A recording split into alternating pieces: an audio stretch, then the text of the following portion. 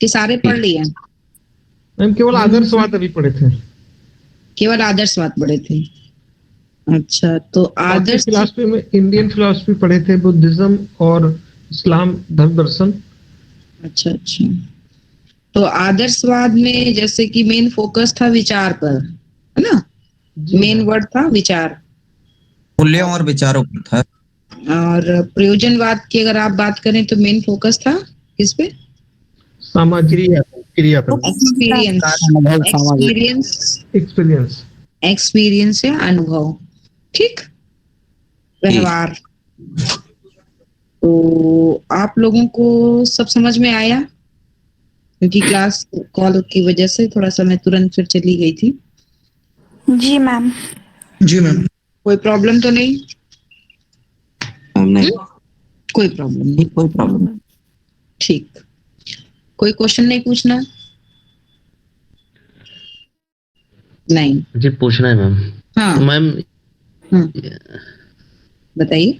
Ma'am ये बताइए, जैसे हमें इस पे अगर हमें रिसर्च करना हो तो कैसे सर फॉर्मुलेट करेंगे, इसे टॉपिक्स कैसे बनेंगे मैम, जैसे प्रयोजनवादी में? देखिए, प्रयोजनवादी पे रिसर्च ऐसा होता है जब आप फिलोसफिकल रिसर्च करते हैं, ठीक है ना, दर्शन से संबंधित, तो आप किसी एक फिलोसफी को लेकर रिसर्च करेंगे, उस पर अपनी पूरी बात करेंगे। अगर आप हिस्टोरिकल रिसर्च करेंगे या आप एक नई फिलोसफी दे सकते हैं कि हाँ इनको मिला के आज के समय के अनुसार, वर्तमान समय के अकॉर्डिंग इस ये फिलोसफी ज्यादा फॉलो करती है, इस प्रकार से कुछ। और अगर आप हिस्टोरिकल रिसर्च करेंगे तो इसमें से किसी भी दार्शनिक जो आपने डीवी पढ़े, जैसे मान लीजिए प्रयोजनवाद में, तो उनके फिलोसफी को लेकर सही है वर्तमान समय में, नहीं सही है, उनका पाठ्यक्रम कैसा है, उसको लेकर आप रिसर्च कर सकते हैं कि आज के समय के अनुकूल। जैसे मेरी जो रिसर्च थी वो हिस्टोरिकल रिसर्च थी, पर जीजू भाई और मॉन्टेंसरी को लेकर थी। प्राइमरी फील्ड में इन्होंने काम किया है, प्राइमरी स्टैंडर्ड के स्टूडेंट्स पे, और दोनों की हमने तुलना की थी। टॉपिक में लिखा था कि तुलनात्मक अध्ययन, लेकिन दोनों को मिलाकर आज के जमाने में वर्तमान जो चेंजेस हुए हैं, परिवर्तन है, उनको लेकर आज के समय में क्या रिलेवेंट है उनके विचार, और किन चीजों को और ऐड किया जाए उनकी फिलोसफी में, उनकी दी हुई शिक्षण विधियों में, उनके दिए हुए पाठ्यक्रम में, उनके शैक्षिक विचारों में क्या ऐड किया जाए जो आज के समय में रिलेवेंट हो जाए। ऐसी एक शिक्षण का पाठ्यक्रम हमने प्राइमरी के स्टूडेंट के लिए बनाया था। तो आप लोग भी कुछ ऐसा कर सकते हैं।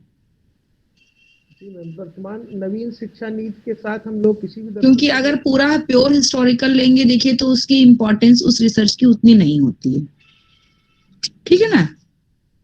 मान लीजिए आपने प्योर हिस्टोरिकल ले लिया कि आपने उठाया डीवी के विचारों के, बहुत से लोगों ने ऐसा काम किया होगा कि उनके विचार आज के समय में कितने रिलेवेंट है, पूरा विचार उठा के बता दिया और रिलेवेंसी बता दी। आप मेरे हिसाब से कुछ ऐड करके उसमें करें तो वो ज्यादा बेटर होगा। जैसे मेरा काम था तो रियली उसमें काफी लोगों ने मुझे प्रोत्साहित किया देख के कि आपने बहुत अच्छा काम किया है, एक नई चीज दी है, कुछ नया किया है। तो अगर आप लोग को इस टाइप के फिलॉसफी से कोई टॉपिक लेने हैं तो इस प्रकार से रिसर्च कर सकते हैं, ठीक।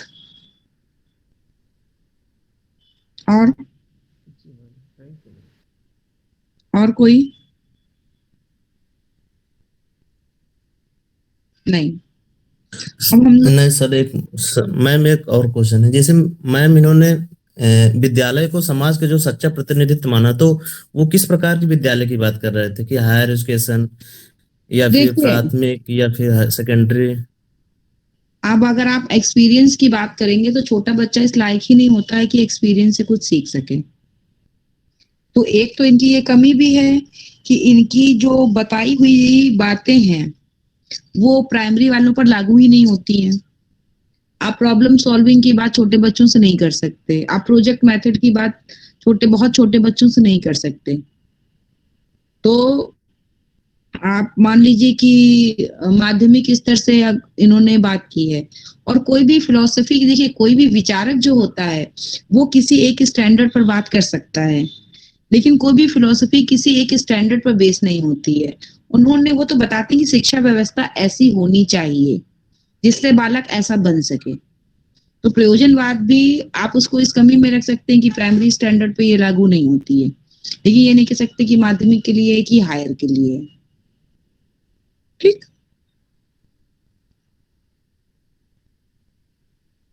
ओके। अब हम लोग अस्तित्ववाद जी। की बात करें। Yes ma'am. जी मैम। अस्तित्ववाद आप लोगों ने इसके पहले पढ़ा है? जी मैम। कौन कौन है इनके प्रवर्तक मानने वाले, जानते हैं? सोरेन कीकेगार्ड से हाँ, कामू, सोरेन कियरगार्ड डेनिस के थे, और Jean Paul Sartre, Jean Paul Sartre, Jaspers, Karl Jaspers, एरियल मार्स। पॉल इलिच, तो ये सब इसके समर्थक हैं, मानने वाले हैं। ठीक, अब अगर अस्तित्ववाद की बात करें तो अस्तित्ववाद मनुष्य की स्वतंत्रता पर बहुत बल देता है, अगर हम ब्रीफ में आपको बताएं। और आपने पढ़ा होगा कि किसी भी चीज का, मनुष्य की बात करने से पहले वो ये बात करते हैं कि मनुष्य का अस्तित्व है भी या नहीं, ठीक है ना। वो ये पूछते हैं मनुष्य है, ये बात नहीं करते हैं, वो उससे पहले पूछते हैं कि मनुष्य का अस्तित्व है या नहीं है। मैं हूं इसलिए मैं सोच सकता हूं, ठीक है ना। तो मनुष्य का अस्तित्व पहले है, मनुष्य है तब मैं विचार करता हूं या मैं सोचता हूं इसलिए मेरा अस्तित्व है, ये नकारते हैं। अस्तित्ववादी ये कहते हैं कि मैं हूं, मेरा अस्तित्व है तभी मैं कुछ सोच सकता हूं या कुछ विचार कर सकता हूं।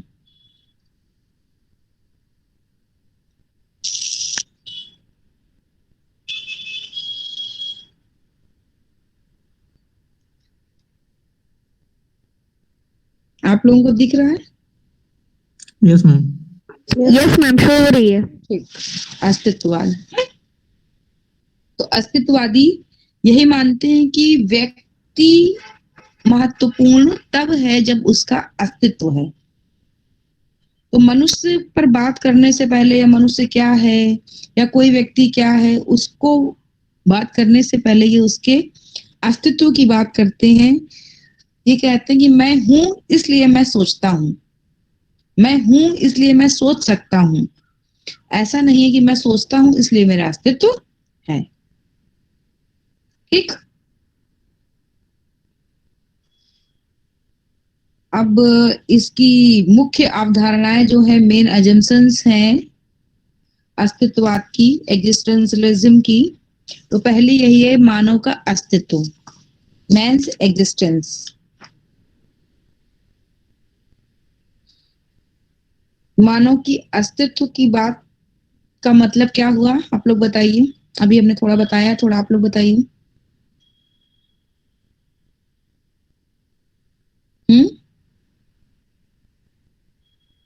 विचार करता है कि वह है इसलिए उसका अस्तित्व है। और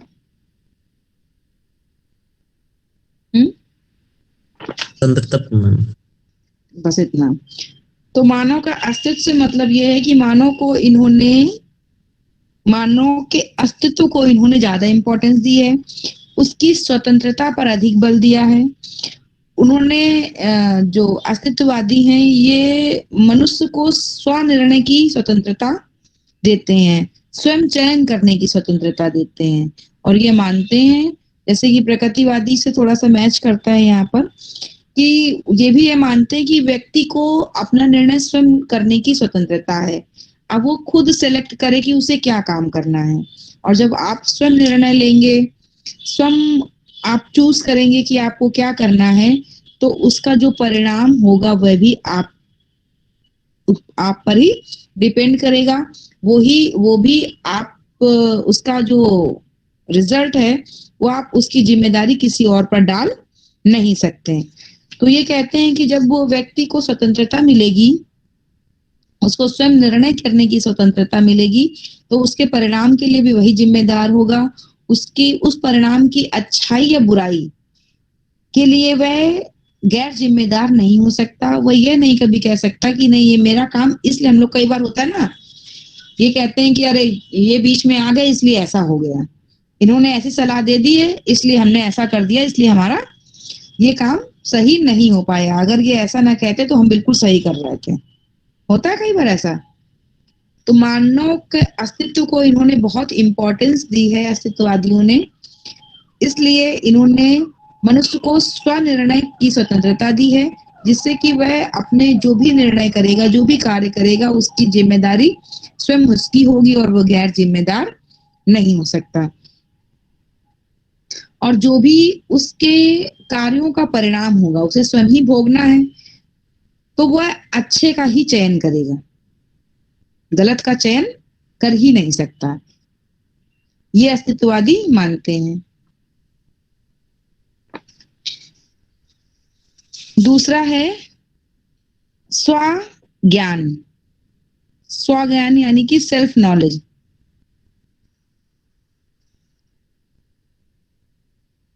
स्वज्ञान का मतलब क्या हुआ? मतलब ये हाँ कि बालक को स्वयं पता है कि वह क्या कर रहा है, क्या नहीं कर रहा है, उसे क्या करना है। अस्तित्ववादी ये मानते हैं कि बालक के समाजीकरण की कोई आवश्यकता नहीं है, उसे कुछ बताने की, सामाजिक नियम बताने की, उसे ज्ञान कराने की कि आप, कई बार ऐसा होता है कि हम लोग ये मानते हैं कि आपको नहीं पता होता है कि आप में कितनी एबिलिटी है ना, आप क्या कर सकते हैं। तो मार्गदर्शक की हम लोग बात कर रहे थे, प्रयोजनवाद में सलाहकार की बात कर रहे थे, पर अस्तित्ववादी ये मानते हैं कि मानव सब कुछ जानता है, उसे असीम स्वतंत्रता दी जाए, उससे अपने बारे में स्वयं पता है, वह हर काम जो चूज करेगा वह अच्छे से कर लेगा, इसलिए आपको कुछ बताने की जरूरत नहीं है या कोई नॉलेज या ज्ञान देने की आवश्यकता नहीं है। नेक्स्ट है स्वतंत्रता एवं उत्तरदायित्व। जाहिर सी बात है, जहां स्वतंत्रता है वहां उत्तरदायित्व है। अगर आपने कहा है कि नहीं हम ये काम करेंगे, अपनी इच्छा से कहा है, स्वतंत्र है, तो फिर आपकी पूरी जवाबदेही बनती है, पूरा उत्तरदायित्व बनता है कि उसके कार्य का के फल परिणाम अच्छे हो या बुरे हो, वो सब आप पर डिपेंड है। नेक्स्ट है मनुष्य पूर्ण नहीं है। ये मनुष्य के अस्तित्व को स्वीकार करते हैं, मगर ये भी मानते हैं कि मनुष्य पूर्ण नहीं है, वह निर्माण की प्रक्रिया में है और अपने कार्यों के द्वारा निरंतर पूर्णता की ओर अग्रसर है। नेक्स्ट, ये मनुष्य की स्वतंत्रता से संबंधित पहले से निर्धारित किसी भी अवधारणा को स्वीकार नहीं करते हैं। ये पहले से जो भी कॉन्सेप्ट्स हैं उनको किसी को भी नहीं मानते हैं। वे कहते हैं मानव का अपना अस्तित्व है, वह अपना स्वयं स्वतंत्र है चयन करने के लिए, स्वयं अपनी स्वतंत्रता क्या चयन करेगा, उसे क्या करना है, पहले से निर्धारित किसी भी कॉन्सेप्ट को इन्होंने नहीं माना है। अब नेक्स्ट है अस्तित्ववाद एवं शिक्षा के उद्देश्य। जब इतनी स्वतंत्रता है, उसे स्वयं का ज्ञान भी है, सारी उत्तरदायित्व और सारा चयन उसका स्वयं का होगा, उसके फल भी उसे स्वयं भोगने हैं, लेकिन मनुष्य को पूर्ण नहीं मानते हैं, तो फिर ऐसी शिक्षा मतलब तो फिर उनको कोई शिक्षा के क्या उद्देश्य होने चाहिए, किस प्रकार से अस्तित्ववादियों को शिक्षा दी जाए, उनके उद्देश्य क्या हो। पहला कि बालक को अनिवार्य चयन के परिणाम स्वरूप उसकी जो भी पीड़ा होगी, भाई आपने चयन स्वतंत्रता से किया है तो उससे मिलने वाला जो भी परिणाम होगा वह चाहे पीड़ादायक हो या सुखकारी हो, उसको भोगने के लिए व्यक्ति को तैयार करना, ठीक है ना। ये उद्देश्य अस्तित्ववादी शिक्षा का है। कि बालक की स्वतंत्रता है, लेकिन उसे ये भी बताना कि उसके जो भी परिणाम होंगे वह आपको स्वयं भोगने हैं। दूसरा, स्वतंत्र है लेकिन उसकी नियति पूर्व निर्धारित नहीं है। पूर्व निर्धारित मतलब पहले से ये डिसाइड नहीं है कि आपने जो चयन किया है, जो स्वतंत्रता आपको मिली है, उस चयन के परिणाम अच्छे होंगे या खराब होंगे। नेक्स्ट, मनुष्य अपने कृत्यों का चयन करने के लिए स्वतंत्र है। ये हमने आपको पहले ही बताया कि उसे क्या करना है, वो स्वतंत्र है, और शिक्षा का उद्देश्य ये होना चाहिए कि उसे इस स्वतंत्रता का एहसास कराए। अब इसमें ये बार बार बताया गया है कि आपके चयन का पूरा दायित्व तो आपका है, और उसके जो परिणाम हैं वो पीड़ादायक भी हो सकते हैं, और वो भी आपके लिए ही हैं। तो आप जो भी चयन करें वो सोच समझ कर करें। तो अपने चयन का पूरा दायित्व मनुष्य का है, और स्वतंत्र चयन का अनिवार्य परिणाम पीड़ा है, ये बालक को बताया जाए। फिर वही बात कि प्रत्येक बालक को अपना लक्ष्य निर्धारित करने के लिए क्या होना चाहिए, स्वतंत्र होना चाहिए, और उस लक्ष्य को प्राप्त करने के लिए भी उसे स्वयं ही पथ ढूंढना चाहिए। इसमें पत्र लिख गया है, लेकिन स्वयं पथ ढूंढना चाहिए। लक्ष्यों की प्राप्ति और पथ प्रदर्शन में किसी की कोई आवश्यकता नहीं है। मतलब इन्होंने शिक्षक के रोल को इसमें कम कर दिया है।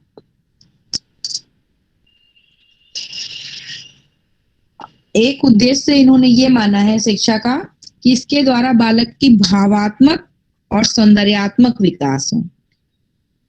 ठीक, उसके बाद बालक के अंदर सेल्फ डिपेंडेंस का विकास किया जाए। बालक स्वयं स्वतंत्र है, स्वयं चयन करे, स्वयं परिणाम भुगते, तो उसमें ज्यादा से ज्यादा सेल्फ डिपेंडेंस आए। नेक्स्ट, व्यक्ति का सामाजिक और नैतिक उत्थान करना। सामाजिक और नैतिक उत्थान करना भी अस्तित्ववादी शिक्षा का उद्देश्य है। इसके बाद सहज ज्ञान या अंतर ज्ञान का विकास करना। सहज ज्ञान क्या होता है आप लोग को पता है?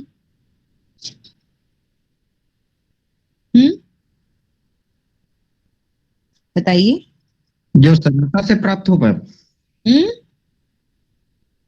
सरलता से प्राप्त हो जाए। No no no no no, इसमें हमने इसके साथ एक वर्ड और लिखा है, सहज ज्ञान या अंतर ज्ञान। साइड आप लोगों ने आंतरिक इंट्यूशन ज्ञान सुना है? आप लोगों ने इंट्यूशन वर्ड सुना होगा इंग्लिश का। Yes ma'am. क्या लगता है इंट्यूशंस कैसे होते हैं?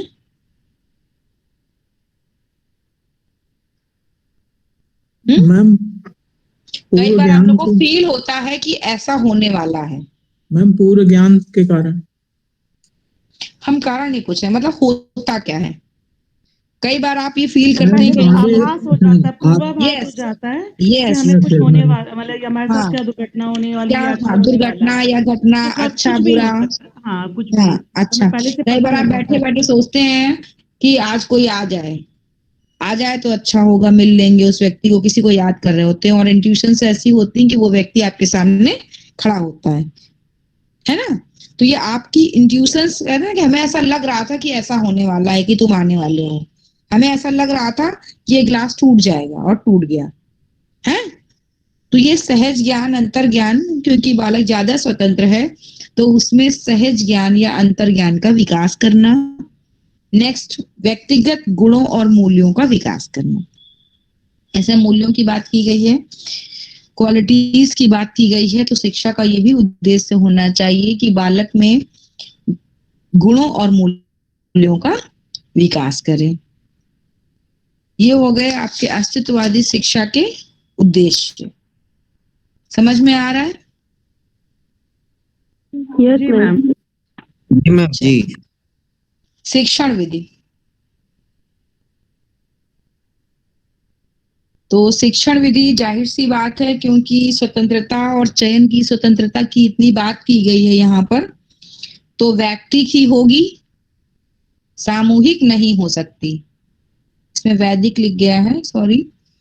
वैयक्तिक विधि है ये, पर्सनल है ना कि सामूहिक, ठीक है। ग्रुप में नहीं हो सकती क्योंकि स्वतंत्र सब हैं और सबको स्वतंत्र अपना चयन की स्वतंत्रता है, तो अपने हिसाब से सब शिक्षा प्राप्त करेंगे, इसलिए व्यक्तिक विधि है ना कि ना सामूहिक नहीं है। दूसरा स्वयं खोज की विधि है, तो स्वयं खोज भी पर्सनली होता है। आप स्वयं, आपको जो चाहिए, आपको जो ज्ञान प्राप्त करना है, तो स्वयं खोज की विधि। और अंतर ज्ञान, सहज ज्ञान, इंट्यूटिव नॉलेज, जो हमने अभी आपको बताया, ये इसमें मिस हो गया है।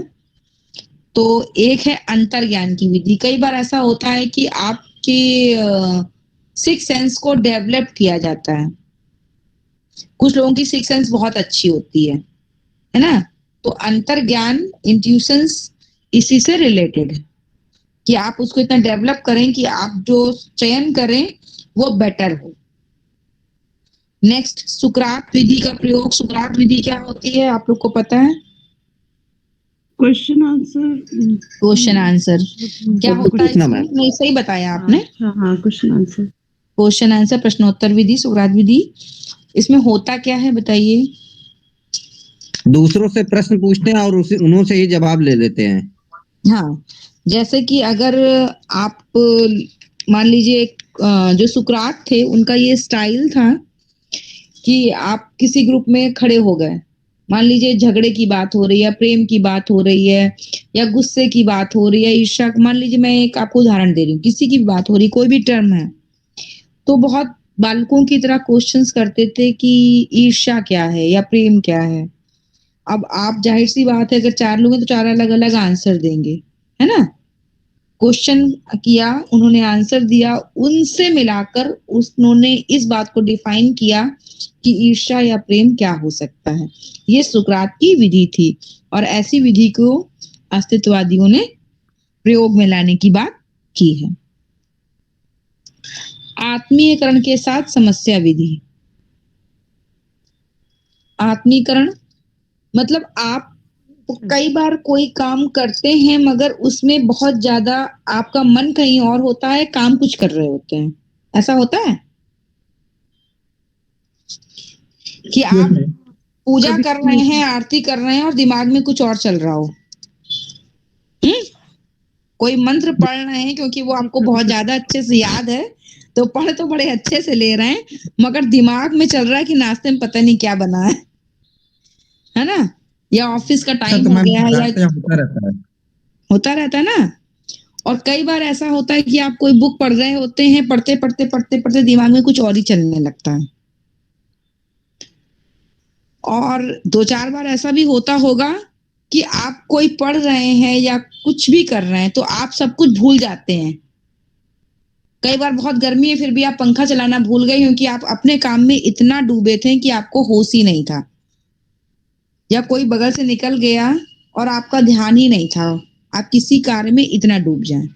तो यही आत्मीकरण के साथ समस्या विधि है कि आप अपनी प्रॉब्लम में उसको सॉल्व करने में इतना ज्यादा मन से जुड़ें जिससे कि आप उसमें पूरा फोकस कर सकें। आत्मीकरण के साथ आप प्रॉब्लम सॉल्विंग विधि का प्रयोग करें। बाकी प्रोजेक्ट मेथड, प्रोग्राम इंस्ट्रक्शन, ये सब आप लोगों को पता है। इन सारी विधियों का प्रयोग करने पर इन्होंने बल दिया। अब पाठ्यक्रम की बात जो अस्तित्ववादी करते हैं,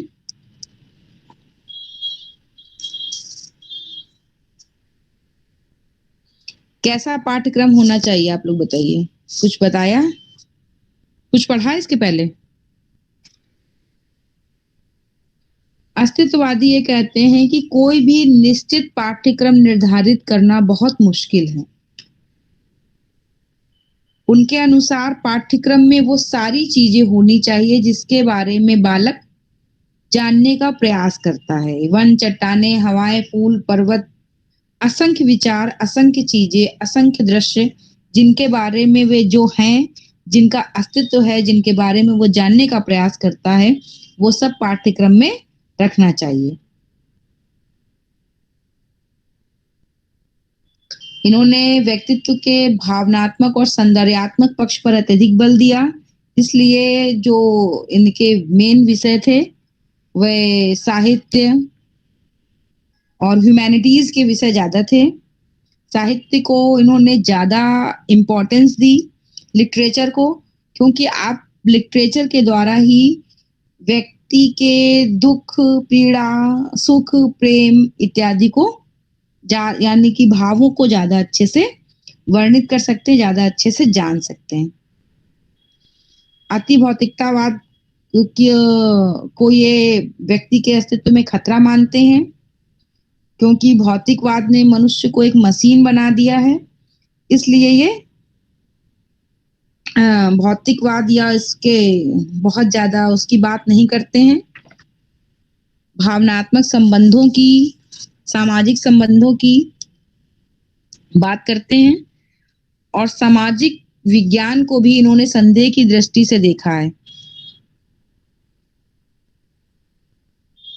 क्योंकि इसमें मनुष्य किसी अन्य पदार्थ, अन्य प्राणी या अन्य व्यक्ति से किस प्रकार भिन्न है ये नहीं माना जाता और उसको एक मतलब इंस्ट्रूमेंट की तरह देखा जाता है।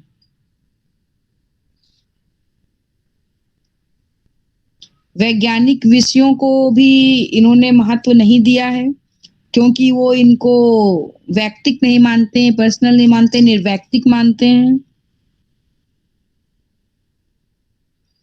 धर्म की अध्ययन की बात इन्होंने की है, लेकिन सभी व्यक्तियों को इन्होंने अपने धर्म, अपने विश्वास को मानने की स्वतंत्रता देने पर बल दिया है। मेन इन्होंने साहित्य, कला, भावात्मक विषयों को पाठ्यक्रम में रखने की ज्यादा बात कही है, जिससे कि जितनी फीलिंग्स हैं, जो इमोशंस हैं, उनको अच्छे से समझा जा सके, जिससे कि आप बालक के अस्तित्व को अच्छे से समझ पाएंगे। अब बात आती है शिक्षक की। शिक्षक कैसा हो?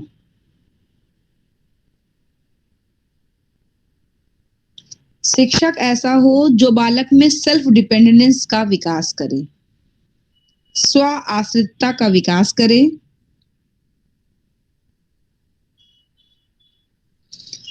वह ये मानते हैं कि उसका जो शिक्षक का व्यक्तित्व हो वो बालक का रोल मॉडल बन सके, ऐसी पर्सनैलिटी हो जिससे कि छात्र अपनी इच्छा से अपनी इच्छा से शिक्षक का अनुकरण कर सकें। इन्होंने शिक्षक से 3 अपेक्षाएं रखी हैं मेन। पहला तो ये कि वह टॉपिक को या सत्य को या अपने कंटेंट को इस प्रकार से रखे जिससे कि बालक स्वयं उसमें निहित सत्य को जान सके, स्वयं उससे अपने आप को एसोसिएट कर सके, कोरिलेट कर सके। बस कंटेंट आप प्रेजेंट करें और बालक अपने आप से, अपनी तरीके से उसको समझ सके। नेक्स्ट, छात्रों का मस्तिष्क का स्वतः संचालन। ऐसा शिक्षक हो जो छात्रों के मस्तिष्क का स्वतः संचालन इस रूप में विकसित करे कि उनका चरित्र स्वतंत्र, उदार तथा स्वचालित हो। मतलब बालक में ऐसे वैल्यूज का, ऐसे चरित्र का निर्माण हो जिससे कि बालक उदार हो, उसका चरित्र जो हो वह अनुकरण योग्य हो। और नेक्स्ट ये कि बालक के मस्तिष्क का ऐसा विकास करे जिससे कि बालक स्वयं में कॉन्फिडेंस डेवलप कर सके, किसी बात को यूं ही सच ना मान ले जब तक उन्हें स्वयं वो सच ना लगे।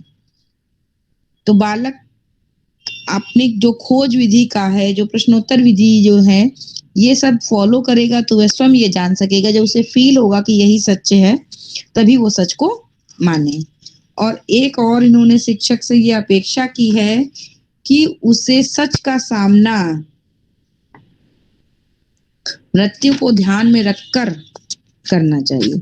मतलब शिक्षक को अगर कोई बात गलत लगे, कोई बात उसको छात्र को सही समझाना, तो शिक्षक को ये चाहिए कि वह बालक को ये सिखाए कि गलत चीजों का, अत्याचार का, अशुभ का विरोध जान देकर भी करना चाहिए।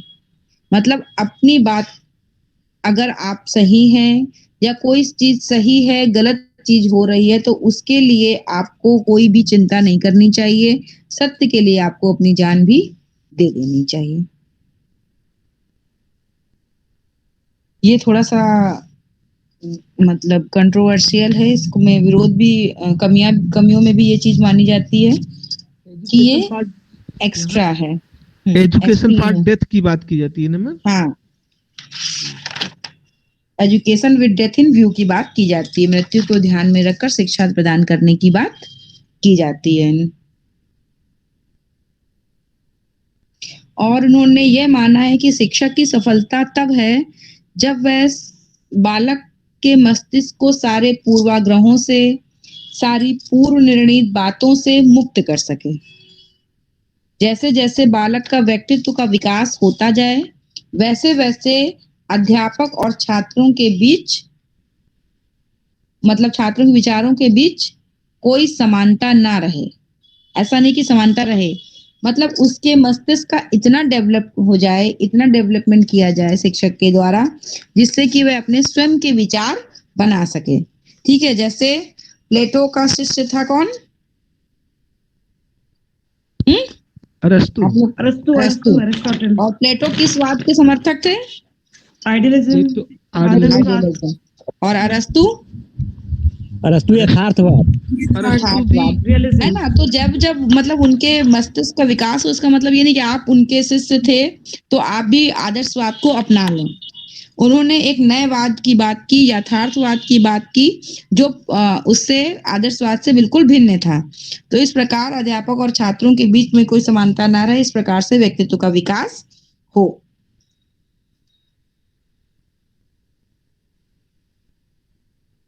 और इन्होंने सामाजिक आचार की कोई भी संहिता प्रस्तुत नहीं की बालकों के लिए। इन्होंने बालक का डेवलपमेंट ऐसा करने की बात की कि वे स्वयं अपने अंदर सत्यम शिवम सुंदरम की अनुभूति कर सकें।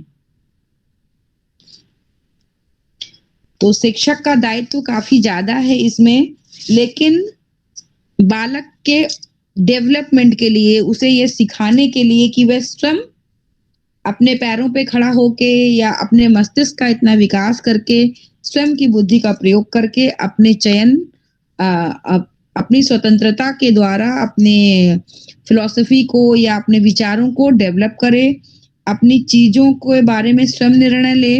किसी पूर्व निर्णय या पूर्व से संबंधित जो भी विचार हैं उस पर ना माने, स्वयं खोज करे, स्वयं जाने, तब किसी भी चीज को माने। समझ में आया शिक्षक का दायित्व? अब छात्र,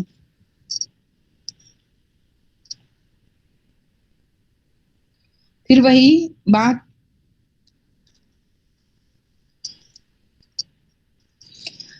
अस्तित्ववादी बालक को ना तो दैवी उद्गम मानते हैं जैसा कि आदर्शवाद कहता था, ना भौतिक पदार्थों द्वारा निर्मित व्यक्ति मानते हैं जैसा कि यथार्थवाद ने कहा था, और ना ही वनस्पति से विकसित होता हुआ कोई मस्तिष्क युक्त प्राणी मानते हैं।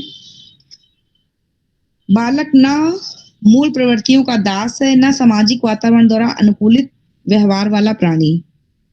वह ना ही जन्म से शुभ है और ना ही अशुभ है। वह केवल क्या है? एक व्यक्ति है जिसका संसार में ना कोई मित्र है, ना कोई हितैषी है। वह समूह का अंग भी नहीं है, उसे सामाजिक कुशलता का पाठ पढ़ाने की भी कोई आवश्यकता नहीं है। अस्तित्ववादी ये मानते हैं कि बालक स्वयं नियंता है, वह अपने भाग्य का निर्माण स्वयं करेगा। शिक्षक, अभिभावक, मित्र इत्यादि उसके लिए कुछ नहीं कर पाएंगे यदि बालक स्वयं कुछ करना ना चाहे। तो ये तो बिल्कुल सत्य है आज के समय में भी, कि यदि आप किसी भी बच्चे को कितना भी पढ़ाने का प्रयास करें, यदि वो खुद पढ़ने का प्रयास नहीं करता है तो आप उसके लिए कुछ नहीं कर सकते। किसी के लिए भी आप जबरदस्ती कुछ नहीं कर सकते जब तक बालक स्वयं उसके लिए तैयार ना हो। और इसमें भी वही बात है कि अस्तित्ववादियों ने छात्र के बारे में, बालक के बारे में, उसके बारे में बात न करके उसके अस्तित्व की उन्होंने पहले बात की है। अब अनुशासन। अनुशासन कैसे होगा जब इतनी ज्यादा स्वतंत्रता है? तो इन्होंने कह दिया कि स्वतंत्रता से परे कोई नैतिक मूल्य है ही नहीं। बालक को किसी भी प्रकार की किसी भी आचार संहिता की कोई आवश्यकता नहीं है और उसके अच्छे बुरे कामों के लिए ना ही आप पुरस्कार दें ना कोई दंड दें, इसकी कोई जरूरत नहीं है। वह अपने जो भी कार्य करेगा, जो भी एक्टिविटी स्वतंत्रता से चयन करेगा कि हम ये कार्य करेंगे, उसके लिए वह स्वयं ही जिम्मेदार होगा।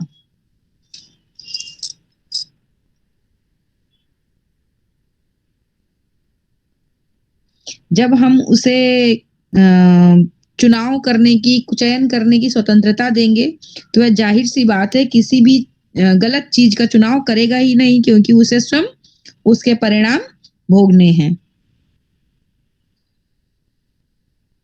और स्वतंत्रता से लिए हुए निर्णय के जो परिणाम होते हैं वो जाहिर सी बात है अच्छे ही होंगे, वांछनीय होंगे। तो बालक को सिर्फ इस योग्य बनाया जाए कि वह अपने निर्णय स्वयं कर सके, उसके मस्तिष्क का डेवलपमेंट अच्छे से हो सके और फिर उसके बाद उसको स्वतंत्र छोड़ देना चाहिए। उसके शुभ अशुभ की चिंता नहीं करनी चाहिए, किसी प्रकार के दंड या पुरस्कार के द्वारा उसको अनुशासित करने का प्रयास नहीं करना चाहिए। अब विद्यालय। अब विद्यालय संभव है इस प्रकार की स्वतंत्रता के साथ?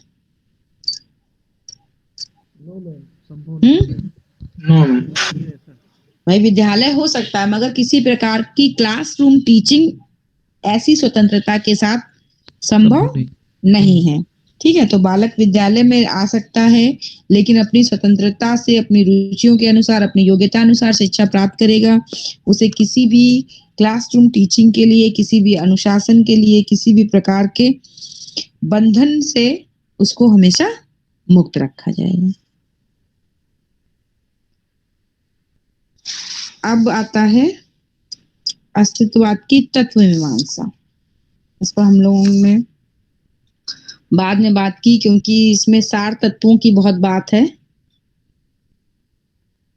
तो इसलिए तत्व मीमांसा जाहिर सी बात है।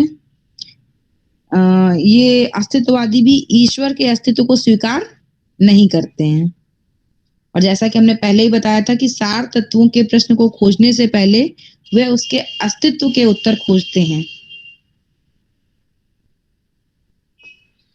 मनुष्य की स्वतंत्रता के प्रबल समर्थक हैं और ये मानते हैं कि मनुष्य अपूर्ण है लेकिन निरंतर वह पूर्णता की ओर अग्रसर है अपने चयन के द्वारा, अपनी स्वतंत्रता से प्राप्त किए गए एक्सपीरियंस के द्वारा।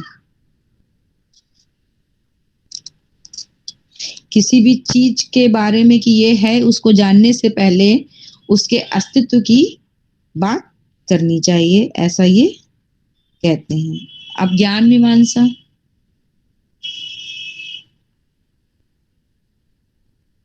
आप लोगों को हमने बताया इंट्यूशंस की बात की, इंट्यूटिव नॉलेज की बात की, सहज ज्ञान की बात की है। तो ये लोग सहज ज्ञान को वास्तविक ज्ञान मानते हैं और ये मानते हैं कि जो ज्ञान है वो मानवीय होता है और जो भी एजुकेशन है, जो भी शिक्षा है, जो भी ज्ञान प्राप्त करना है वो मनुष्य को प्राप्त करना है। तो शिक्षा मानव के लिए है, ना कि मानव शिक्षा के लिए। और चूंकि मानवीय परिस्थितियां भिन्न भिन्न होती हैं, अलग अलग होती हैं, इसलिए ज्ञान भी सबके लिए अलग अलग है। अलग अलग प्रकार के मनुष्यों के लिए अलग अलग प्रकार के ज्ञान की आवश्यकता है, और सही ज्ञान वही है, सही शिक्षा वही है जो मनुष्य के लिए उपयोगी है। ठीक, तो इन्होंने सहज ज्ञान की बात की है, तर्कनापूर्ण या रीजनिंग की बात की है, जिससे कि बालक स्वयं सत्य की ओर पहुंच सके। अब आती है बात मूल्य मीमांसा की। तो जाहिर सी बात है, जब बालक इतना स्वतंत्र है तो मूल्य भी व्यक्तिवादी है। इन्होंने कहा कि प्रत्येक व्यक्ति के लिए मूल्य अलग अलग है। आपके लिए कोई बात सही हो सकती है, अगले के लिए कोई बात सही हो सकती है, तो सबके मूल्य तो हैं, लेकिन व्यक्तिवादी हैं। अपने अपने अनुसार लोग अपने अपने वैल्यूज बनाते हैं, और मूल्यों का कोई आध्यात्मिक स्रोत नहीं है। कहीं भी जैसे हम लोग ये मानते हैं ना ईश्वर या ऐसा करना चाहिए, तो हर धर्म के हिसाब से कुछ वैल्यूज हैं, वैसा अस्तित्ववादी नहीं मानते हैं। मूल्यों का निर्माण करने वाला, उसे एक्सप्लेन करने वाला, उस सब मनुष्य है। और सामाजिक नैतिकता को ये तभी तक मानते हैं जब तक वह बालक के लिए या मनुष्य के लिए सही है, उसकी स्वतंत्रता को बाधित नहीं करती है। किसी भी प्रकार के कोई भी मूल्य बालक को या मनुष्य के ऊपर थोपे नहीं जा सकते। वह उनको स्वयं स्वीकार या अस्वीकार कर सकता है। जबरदस्ती कोई भी चीज थोपी नहीं जा सकती, ऐसा अस्तित्ववादी कहते हैं। स्वयं आप मूल्यों का निर्माण करिए, उनको मानिए, उनकी व्याख्या अपने अनुसार करिए। किसी भी प्रकार की कोई ऐसी चीज नहीं होनी चाहिए जो बालक की स्वतंत्रता को बाधित करे। तो अब अस्तित्ववाद ये कंप्लीट हो गया आपका, और इसकी सबसे बड़ी अच्छाई या सबसे बड़ी देन यही है कि बालक की स्वतंत्रता के पक्षधर हैं। ठीक, बालक की स्वतंत्रता की इन्होंने बात की, बालक को चयन की स्वतंत्रता की इन्होंने बात की। तो ये चयन की स्वतंत्रता आज के समय में बहुत जरूरी है, क्योंकि अगर आप किसी भी अन्य कारण से किसी भी चीज का चयन करते हैं तो आप उसमें कभी भी सेटिस्फाइड नहीं रह सकते, उसमें अच्छा करने की उम्मीद बहुत कम होती है। कई बार आप लोग ये देखते हैं कि कॉलेजेस में सब्जेक्ट लोग घर वालों से पूछ के लेते हैं। हम लोग स्टूडेंट्स पढ़ाते हैं, बीए वाले अगर कभी आते हैं काउंसलिंग के लिए, कभी मेथड्स की बात हम लोग करते हैं बीएड में, तो स्टूडेंट कहेगा मैम कल बताएंगे, घर में पूछ के बताएंगे। तो आपको क्या पढ़ना है ये आपकी स्वतंत्रता होनी चाहिए, तभी आप उसमें अच्छा कर सकते हैं। आपको किस व्यवसाय का चयन करना है ये भी आपकी स्वतंत्रता होनी चाहिए, तभी आप उसमें अच्छा कर पाएंगे। आप पर अगर कोई कुछ थोपता है तो वो उस पे आपके बहुत अच्छा करने की उम्मीद नहीं हो सकती। कई बार ऐसा होता है, घर वाले कहते हैं, जैसे कि आपने 3 इडियट मूवी में देखा होगा, देखा? सबने देखी कि नहीं? Yes ma'am. ना जबरदस्ती आप किसी को कुछ बनाने का प्रयास करते हैं तो उसमें वो सफल नहीं होता। उसमें यही दिखाया गया है कि आपको खुद पता होना चाहिए कि आप क्या बन सकते हैं, और आपको वही करना चाहिए जो आपको लगता है। माँ बाप, भाई बहन और अन्य व्यक्ति के द्वारा बताया हुआ रास्ता आपके लिए सही नहीं हो सकता जब तक आप खुद उससे एक्सेप्ट नहीं करते हैं या आप खुद उसको नहीं मानते हैं सही अपने लिए। तो ये अस्तित्ववाद की देन है सबसे बड़ी, कि वो स्वतंत्रता के पक्षधर हैं। अब कोई भी चीज है तो उसकी जब अति होने लगती है, चाहे वो स्वतंत्रता की हो, तो कमियां भी आती हैं। तो अस्तित्ववाद की कुछ कमियां हैं। पहला तो यही, जिन्होंने मानवीय विषयों को ज्यादा महत्व दिया, भावात्मक विषयों को ज्यादा महत्व मैम वॉइस नहीं आ रही आपकी। वॉइस नहीं आ रही है? हेलो मैम अब आ रही है। अब आ रही है। ओके। तो हमने देन की बात की थी कि अस्तित्ववाद ने क्या दिया, वही बालक की स्वतंत्रता की बात की इन्होंने। और व्यक्ति जब तक स्वतंत्रता से चयन करता है, जिन भी चीजों का चुनाव करता है, तभी वह उसमें सफल होता है। अगर जबरदस्ती कोई चीज थोपी जाती है तो उसमें सफलता के परसेंटेज या उम्मीद काफी कम हो जाती है। अब हम लोग कमियों की बात करेंगे। कमियां वही कि जब भी कोई भी चीज अति हो जाती है, तो अति सर्वत्र वर्जियेत, किसी भी चीज में अति नहीं होनी चाहिए। जैसे कि इन्होंने अगर पाठ्यक्रम की हम लोग बात करें तो मानविकीय विषयों पे ज्यादा जोर दिया। ह्यूमैनिटीज में इन्होंने बालक के भावात्मक विषय जो हैं, आर्ट्स, लिटरेचर, इस पे ज्यादा बल दिया। गणित, विज्ञान, तकनीक को स्थान नहीं दिया। तो ये एक बहुत बड़ी कमी है। दूसरा, वही जो हम आपको बता रहे हैं कि बालक के केवल भावात्मक विकास पर ही बल दिया, बाकी शारीरिक, बौद्धिक एवं सर्वांगीण विकास इससे संभव नहीं है। वो तो कभी भी कोई भी आप फिलॉसफी पढ़ेंगे, कोई भी स्कूल्स ऑफ फिलॉसफी की बात करेंगे या किसी भी विचारक की बात करेंगे, अगर एक तरफा, एक पक्षी विकास की बात अगर कोई भी करता है तो उससे बाकी डेवलपमेंट बाधित होते हैं, जो नहीं सही है। इन्होंने भावात्मक विकास पर अधिक बल दिया, लिटरेचर, आर्ट्स की ज्यादा बात की, बाकी की नहीं। तो जाहिर सी बात है शारीरिक, बौद्धिक एवं सर्वांगीण विकास संभव नहीं है इससे। और मेन जो पढ़ाने का आधार है, क्लास टीचिंग, कक्षा अध्यापन, इसमें संभव नहीं है। जितनी स्वतंत्रता की इन्होंने बात की है, जिस प्रकार से वैयक्तिक विधियों की बात की है, तो कक्षा अध्यापन इसमें संभव नहीं है, जो सबसे बड़ी कमी है।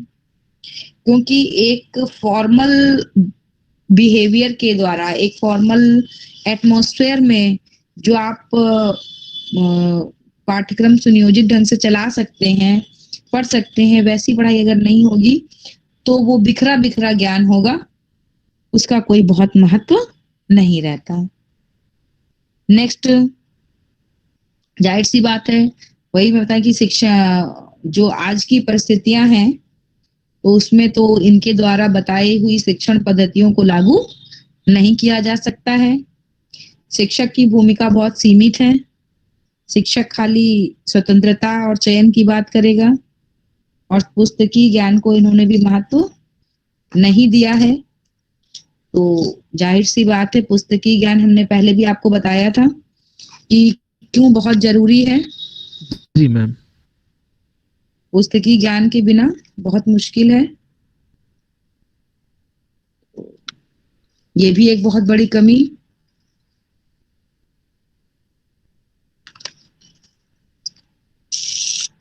ये आपका अस्तित्ववाद कंप्लीट हो गया।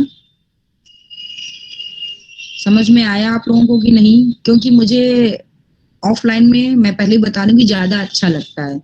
आप लोगों के चेहरे के भाव देख के समझ में आता है कि आप लोगों को समझ में आया या नहीं। फेस देख के समझ में आता है कि आप लोग समझ पा रहे हैं, मन में कोई क्वेश्चन है या नहीं है।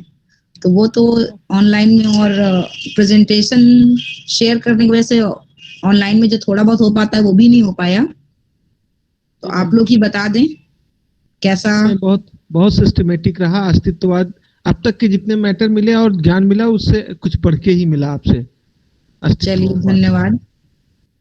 कुछ क्वेश्चन पूछना? मैम एक प्रश्न उठ रहा था। हाँ, जैसे मैम आपने कहा कि अस्तित्ववाद विद्यालय को नहीं मानता, अध्यापक विद्यालय को को भी मानता है, विद्यालय हाँ, को मैंने कहा, लेकिन कक्षा अध्यापन संभव नहीं है इनकी बताई हुई विधियों के लिए। जी जी जी, मान लीजिए बोल रहे हैं, ये बात सही है। तो मैम जो अभी पेंडेमिक गुजरा है, उसमें तो ये जो अस्तित्ववाद है कहीं ना कहीं कुछ ना कुछ असर दिखा रहा है। यही असर हुआ मैम? ये बात आपकी सही है, लेकिन इस पेंडेमिक में भी क्लासेस हुई हैं। हम लोगों ने ये नहीं कहा कि स्वयं खोजिए और पढ़िए, ठीक है ना? जी जी। तो इसलिए क्लास टीचिंग वेरी इंपॉर्टेंट। जी जी मैम, वो तो है ही है। हाँ, आपको कोई ना कोई सिस्टम तो अपनाना पड़ेगा ना शिक्षा के लिए। और असीम ज्ञान है संसार में। आपसे कह दिया जाए स्वयं खोजिए, पढ़िए, स्वतंत्र हैं, तो आप हो सकता है सही राह पकड़े, और ये भी हो सकता है कि गलत राह पकड़ लें। दोनों चीजें संभव है ना। स्वतंत्र चयन का परिणाम पीड़ा भी हो सकता है और सुख भी हो सकता है। जी मैम। तो पीड़ा ना हो इसके लिए हम लोग आपको लाइन से चलाते हैं ना, जी मैम। जी इसलिए ये इसकी कमी है। और उम्मीद है आप लोगों को समझ में आया होगा। जी मैम। जी मैम। कुछ पूछना है और किसी को? तो आप लोगों का अभी अस्तित्ववाद, प्रयोजनवाद और आदर्शवाद, 3 वाद हुए हैं। Yes ma'am. आप लोगों के एग्जाम्स भी होने की बात हो रही होगी। मंडे को। जी मैम, मंडे को है। अच्छा अच्छा, ठीक है। फिर कोई और बात करनी है आप लोगों को, कुछ पूछना हो? सब समझ में आ गया तो कोई बात नहीं, ना आया हो तो पूछ सकते हैं। प्रयोजनवाद, अस्तित्ववाद, आदर्शवाद में भी पूछ सकते हैं, प्रकृतिवाद में भी पूछ सकते हैं, कोई प्रॉब्लम नहीं मुझे। फिलॉसफी में और कुछ पूछना हो? अस्तित्ववाद को पढ़ने के लिए कोई अच्छी किताब बता दीजिए। आप लोग पढ़ने के लिए देखिए, बहुत अगर आपको गहराई से पढ़ना है और थोड़ी सी डिफिकल्ट लैंग्वेज अगर आप समझ सकते हैं तो ओड की बुक है। और अगर आपको गहराई से नॉर्मल ढंग से पढ़ना है, बहुत डिफिकल्ट लैंग्वेज आपको नहीं समझ में आती है, तो आप रमन बिहारी लाल की बुक से पढ़िए, रमा मिश्रा की बुक है उनसे पढ़िए, आपको समझ में आएगा। Thank you ma'am.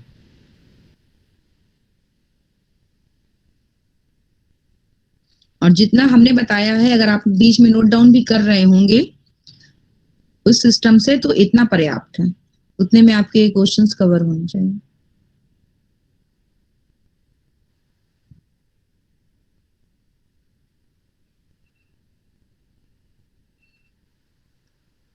ठीक है फिर। जी मैम, थैंक यू मैम। जी ma'am, thank you. Okay, thank you ma'am. Okay, thank you ma'am. Welcome. Thank you ma'am. जा चुकी मैम।